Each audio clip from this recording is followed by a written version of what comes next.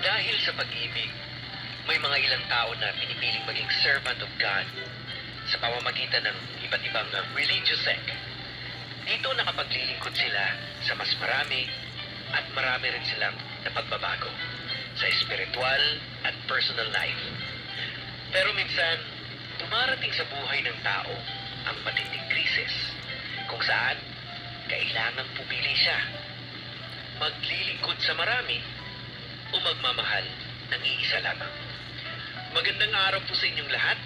Isa na namang kwento ang ating susubaybayan at kapupulutan ng aral. Ako po si Diego Bandido, ang inyong tagapaghatid na kwento and awit ni Jerry.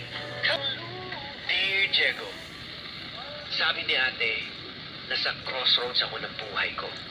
Pero pagkatapos kong magdasal at mag-meditate, alam ko na kung ano ang dapat kong piliin. Alam ko na rin kung alin ang higit na matimbang sa aking puso. Diego, mataas ang emosyon ni Abby. Samantalang sa maraming taong nag-aaral ako para maglingkod sa Diyos, natutunan ko ng kontrolin ang aking emosyon. Gusto kong yakapin si Abby.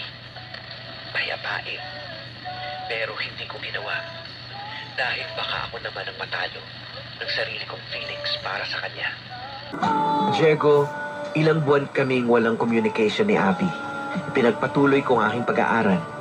Ngunit sa bandang huli, nakapagdesisyon ako sa dapat ko talagang gawin. Si nanay ang una kong sinabihan. Pumunta agad ako rito nang tawagan mo ko. Eh bakit ka ba nagpapasundo, anak? Nay, lalabas po ako.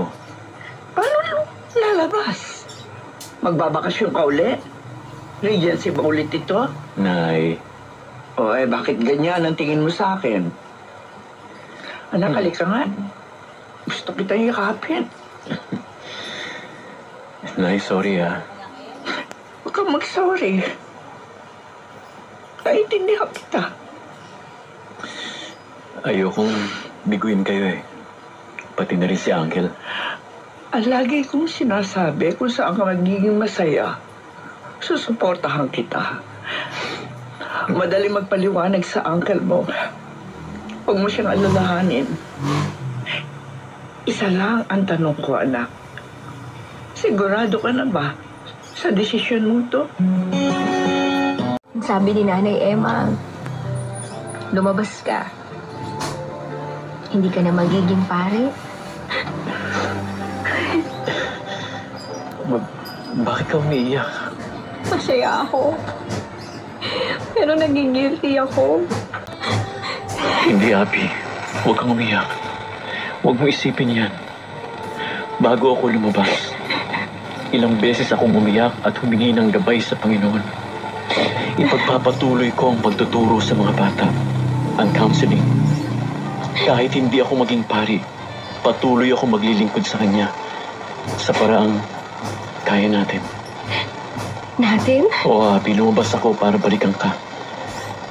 Yan ay kung may babalikan pa ako. Ikaw lang ang hinihintay ko, Jerry. Mahal pa rin kita. Abby. Abby, I'm sorry. I'm sorry. Huwag ka na umiyak. Tapos na ang prosesong pinagdaan natin. Sigurado na ako. Ikaw at ako sa susunod na habang buhay. I love you, Abby. Hindi ka na masasaktan. Lagi na ako narito para sa'yo. Maaaring hindi maintindihan ng iba, pero ang paglabas ko sa vocation ay hindi pagtalikod. Maaaring hindi ko maibigay ng buo ang aking sarili sa paglilingkod, pero patuloy kong gagawin ang pagsiserve sa kapwa, lalo na para sa spiritual well-being ng mga bata. At hindi ko ito gagawing mag-isa, dahil sa lahat ng aking plano, kasama ko na si Abby. Salamat sa pag-feature mo sa aking karanasan.